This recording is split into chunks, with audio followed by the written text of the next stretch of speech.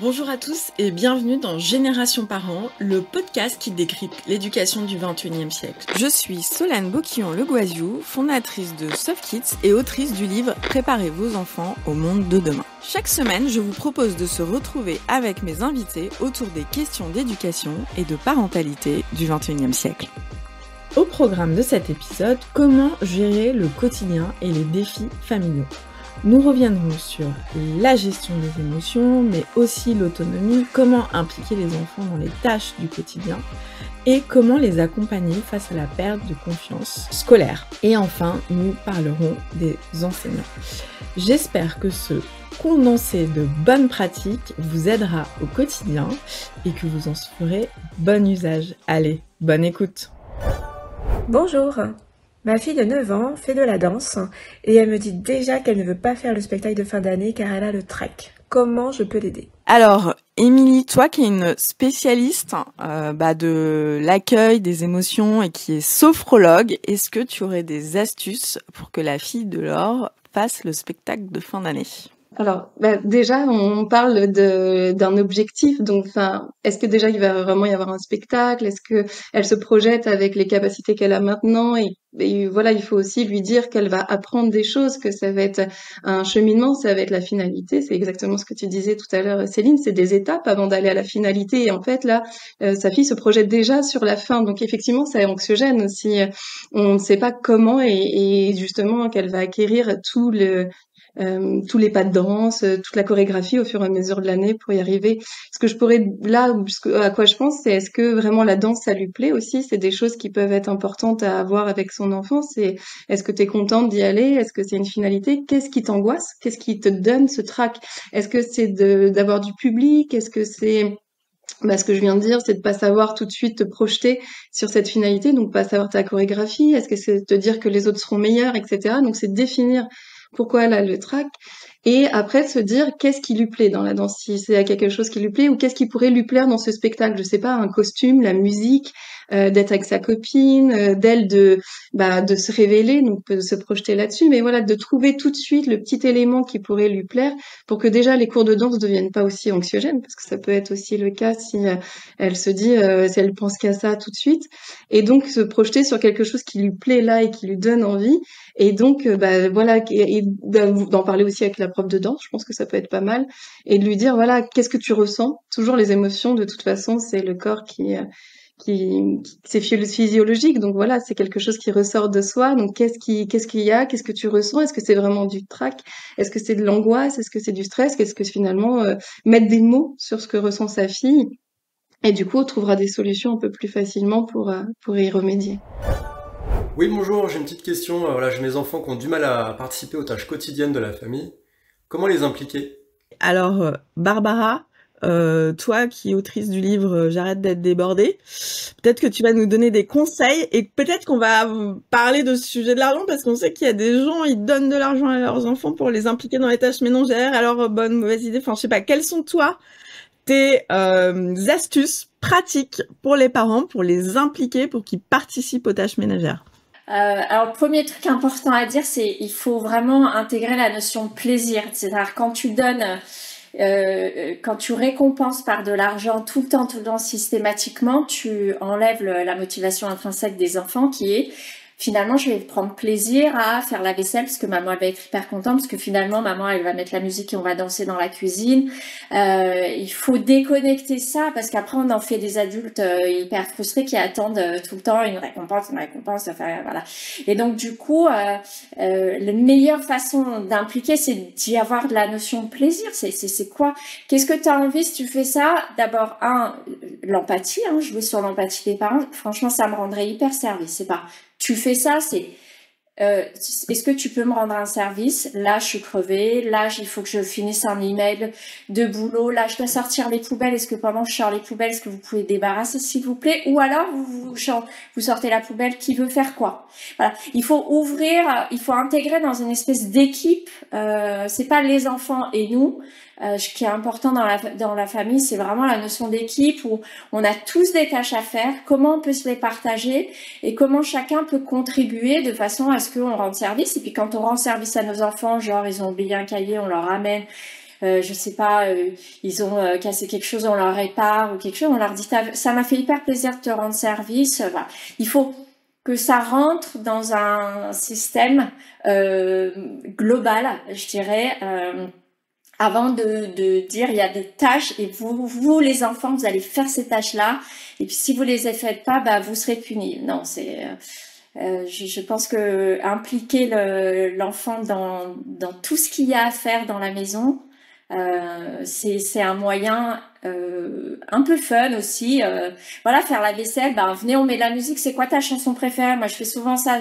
Ok, on débarrasse, tu choisis là ta chanson et on met la musique à fond dans la cuisine. Ça finit souvent en disco party, mais ça marche et du coup, et on fait vachement plus. Et finalement, on passe le balai. Donc, intégrer une dose de fun. C'est vrai que moi, je mets pas la musique. Moi, je suis un peu en mode. Moi, je joue sur l'équipe, enfin l'aspect équipe. Je fais, ouais, on est une team, hein. Donc dans l'équipe, tout le monde doit faire un peu quelque chose. Donc moi, je suis plus sur l'aspect équipe, mais c'est vrai que c'est une bonne idée là d'intégrer la musique. Moi, je te rejoins un peu, Solène aussi. J'avoue, j'entends la notion de plaisir. Après, moi, il y a une notion dont je parle hyper souvent avec mes enfants sur ces sujets-là, c'est la notion de responsabilité et donc de co-responsabilité, et qui rejoint la notion un peu là de Solène de team. C'est pour moi, c'est l'idée. C'est pour le coup, c'est de leur faire passer l'idée de faire société. Faire société, c'est être ensemble, et donc du coup, on contribue toutes et tous ensemble, et qu'effectivement, il y a des choses qu'on fait en fonction. Enfin, on peut pas tout. Enfin, les enfants ne peuvent pas faire les mêmes choses que les adultes en fonction de la pénibilité, de la sécurité, évidemment. Mais par contre, oui, l'idée, c'est de les faire contribuer, mais au maximum, parce qu'on est ensemble, et je le vois, j'entends quand même moi des choses dans la façon dont ils procèdent à l'extérieur de la maison, alors que ce soit quand ils sont en vacances chez les grands-parents, mais également à l'école, ou voilà, où je sens que ça infuse cette idée de on fait société. Et je trouve qu'il y a quand même une bascule de la société ces dernières années avec beaucoup d'individualisme, et que ça nous manque un peu cette notion, à mon sens, de solidarité, de faire société. Et je trouve que on parlait de tout. Le premier débat, c'était préparer nos enfants aujourd'hui, c'est les générations de demain. Mais je pense qu'on est un peu sur le même sujet. Faire société, ça commence déjà au sein d'une famille. Et parfois aussi, moi, je voudrais rajouter, respecter aussi, souvent, j'utilise cette expression, alors je sais pas si c'est la bonne, mais respecter leur couleur, en fait. Typiquement, moi, sur la vaisselle, là, on parlait de vaisselle, moi, j'en ai un qui aime pas toucher la vaisselle sale, j'en ai un qui aime pas du tout toucher la vaisselle sale. Donc, du coup, lui, il range ce qui est propre, et ma fille, par contre, elle, systématiquement, c'est elle qui range la vaisselle sale dans le lave-vaisselle. Et je pense que aussi, en respectant aussi leurs différentes affinités, parce que ça peut arriver, hein, moi, il est hypersensible, donc du coup, toucher des choses sales, ça l'horripile.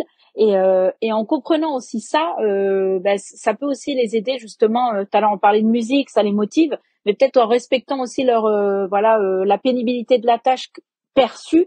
On peut aussi les aider. Après, quand il sera grand, je lui ai dit, hein, t'auras pas le choix. Hein, il y aura pas la vaisselle propre par magie qui va sortir et que tu pourras la ranger. Hein. Donc C'est bon, ça. bah voilà. Mais il aura un c'est l'autre robot, rôle, hein. quoi. Parce que comme Ah oui, semaine, on a les j'espère pour robots lui. là J'espère. sortis pour nous aider. J'espère pour lui. Optimus. Je pense qu'il y a aussi la question, tu sais, vous savez, dans beaucoup de parents, pour beaucoup de parents, il y a la question de ne pas faire participer les enfants aux tâches ménagères, parce que finalement, ça fait perdre du temps, ou ça peut être mal fait, ou ça peut être une assiette qui va se casser. On parlait de l'exemple du lave-vaisselle. Et effectivement, pas de jugement de ma part, c'est pas ça, c'est juste pareil, on échange et on essaie d'ouvrir des perspectives, mais je suis pas sûr que ça soit le bon calcul, parce que c'est accepter de perdre du temps aujourd'hui pour en gagner demain, les pousser à l'autonomie, enfin c'est pas les pousser, c'est à l'autonomie, c'est notre rôle de parent en fait, finalement, qu'ils soient autonomes demain et qu'ils s'envolent, voilà. Et donc du coup, c'est accepter que ça soit peut-être pas hyper bien fait, que ça soit peut-être et non, une assiette est par terre, ça, je l'adorais, celle-là. Bon, tant pis, en vrai, c'est qu'une assiette. C'est quoi le plus important? C'est qu'ils apprennent.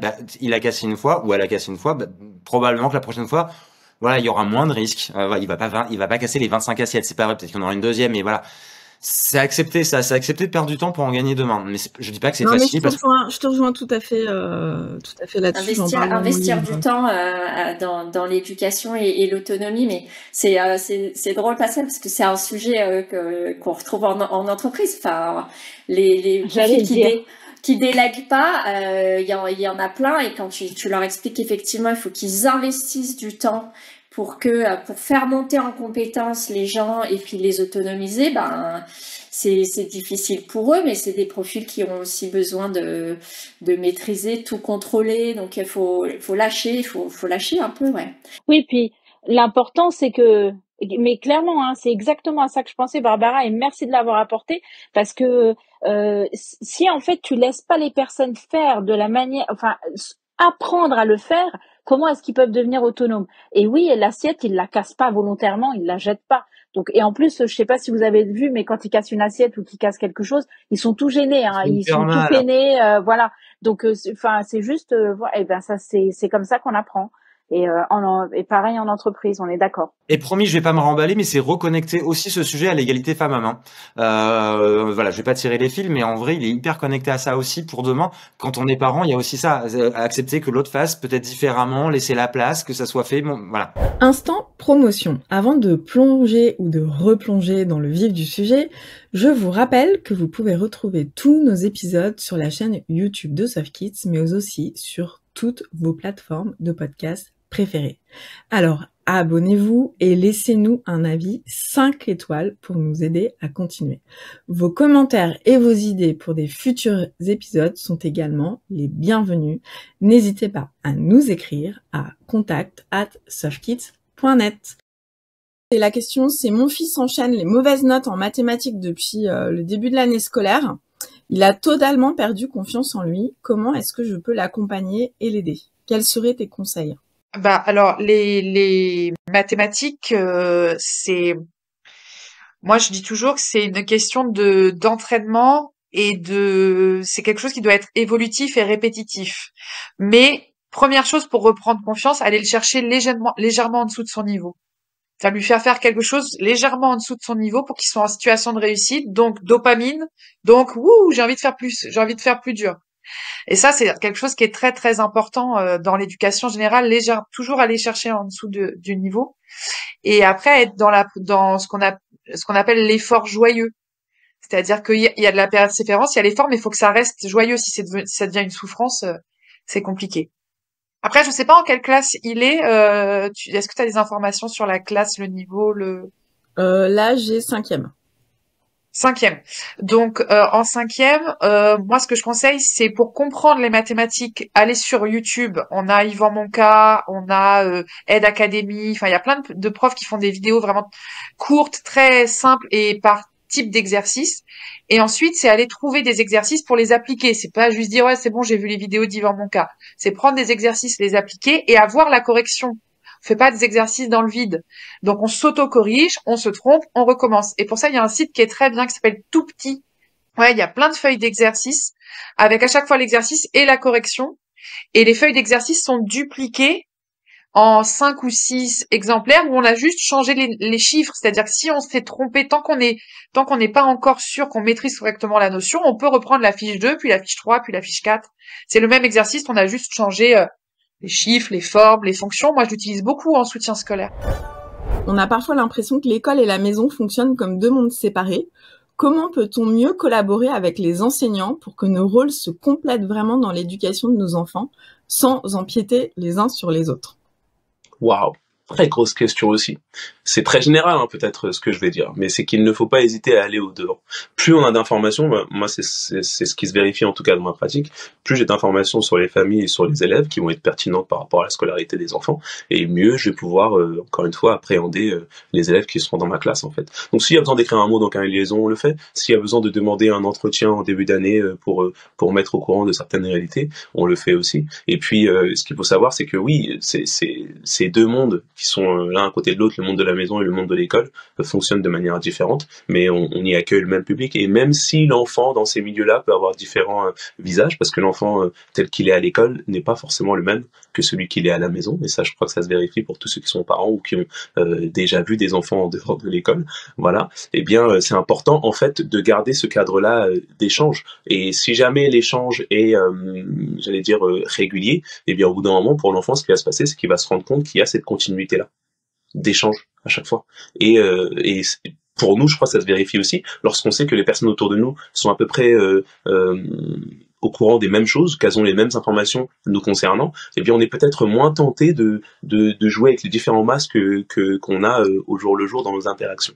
Donc voilà, mettre de la cohérence dans nos identités et dans nos échanges, c'est permettre à l'enfant de vivre, je crois, une scolarité plus apaisée en fait. Parce qu'encore une fois, les informations vont d'un monde à l'autre. Alors c'est pas les mêmes informations, mais elles sont assez régulières, assez fournies, pour que finalement ouais, une certaine cohérence globale, je crois. Ouais, je voulais rebondir parce que, à mon avis, et un outil complémentaire, mais qui fait complètement écho à ce que tu viens de dire, hein, c'est de recréer une relation de confiance entre les familles, enfin les parents et les profs, les instits. Moi, il y a des fois, j'ai eu des échanges avec les instits de mes enfants. Moi, ils ont 8 ans, Mohamedou, donc voilà, maternelle et primaire maintenant, et où je sentais presque des fois les instits presque gênés de me faire un retour, de faire ou de m'interroger. Et moi, ma réponse à chaque fois, c'était de dire c'est pas mon job, c'est le vôtre. Moi, vous voyez mes enfants dans un autre cadre qui est pas le mien, et surtout, vous avez une expertise qui est pas la mienne. Voilà. Donc moi, si vous me faites cette préconisation, je dis pas que je la prends pleinement. Il y a des fois, on l'interroge, on la questionne, on la réajuste parce qu'effectivement, je pense que le prof, il a pas non plus tous les éléments de contexte, et c'est bien normal. Mais j'adore l'idée que vous avez développée tous les deux tout à l'heure, la notion de coéducation. Mais pour qu'il y ait coéducation, il doit y avoir de la confiance, et de la confiance réciproque.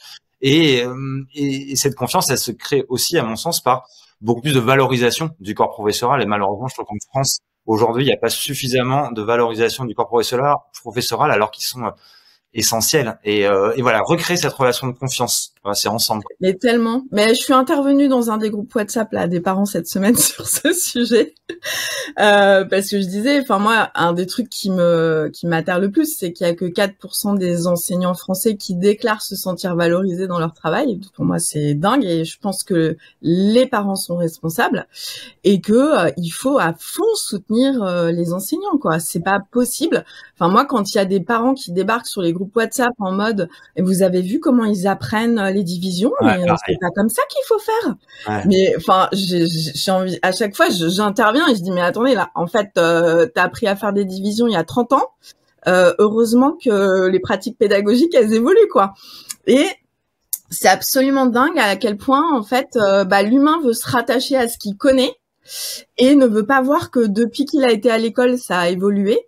Et les pratiques éducatives et nos enfants, nous on n'est pas les mêmes enfants que nos enfants, et on n'était pas les mêmes enfants que nos enfants, et donc il y a quand même un énorme enjeu.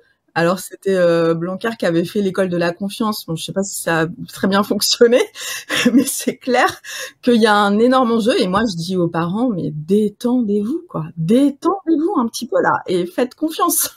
Non, mais c'est aussi une histoire d'ingérence. C'est encore une fois, c'est aussi chacun se doit de rester aussi à sa propre place. Moi, je vous rappelle, je vais le faire bref, mais la petite anecdote. Rentrée en maternelle, en première section. Réunion de rentrée au bout de, je sais pas, de 3 semaines dans la classe, où on est tous les adultes assis sur les mini-chaises. Là, c'est toujours un moment hyper drôle.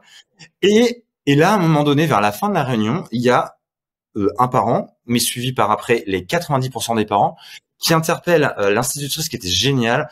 Première année maternelle, c'est des piliers, c'est eux qui lancent la dynamique envers l'école. Tu vois, moi c'est respect éternel pour les instituts de la première année de maternelle.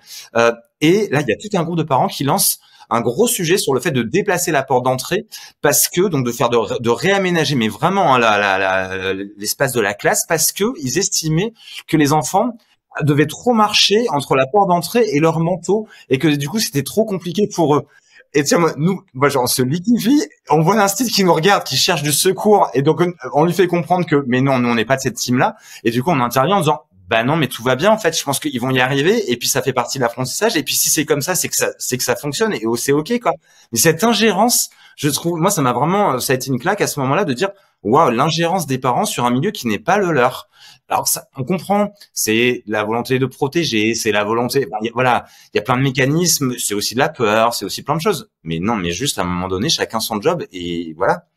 C'est vrai, c'est vrai. Et il y a aussi le fait de, mais pour toutes les grandes questions sociétales, j'ai envie de dire, il y a toujours, c'est un triangle en fait. Il y a les acteurs principaux qui parfois sont dans des situations assez stéréotypées, j'ai envie de dire, et il y a tous ceux qui sont témoins et qui parfois peuvent apporter un petit rôle d'allié. Nous, dans notre cas, en tant que fonctionnaire, faut pas oublier qu'en fait, on est des outils de l'État quelque part. On œuvre pour le bien de l'État. Et lorsque des personnes du corps politique vont avoir tribune pour pouvoir s'exprimer sur nos conditions et vont nous mettre un peu la tête sous l'eau, ça va pas nous aider sur le terrain en fait.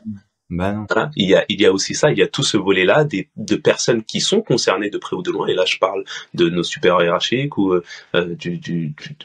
des personnalités politiques de manière générale, parce que là il y a pas très longtemps, Monsieur Sarkozy a fait une allocution dans laquelle, pour le coup, il sait très bien de quoi il parle parce que il était chef du gouvernement, président de la République, lorsqu'il a décidé de faire certaines coupes chez les fonctionnaires. Donc, et pourtant, malgré ça, il a défendu une vision, en tout cas du corps des professeurs des écoles, qui est absolument fausse, erronée. Voilà, et on se demande si quelque part il l'a pas fait exprès. Quoi qu'il en soit, le fait qu'une personnalité politique forte comme lui, qui a été à la tête du gouvernement, parfois professe de fausses vérités, ça n'aide absolument pas les enseignants qui sont sur le terrain et qui ensuite doivent se débattre pour rétablir une espèce de vérité qu'on n'est pas censé rétablir en réalité, puisque les parents nous voient, j'imagine, en tout cas travailler au jour le jour avec leurs enfants et essayer d'en prendre soin. Alors, je parle de généralité parce qu'à la marge,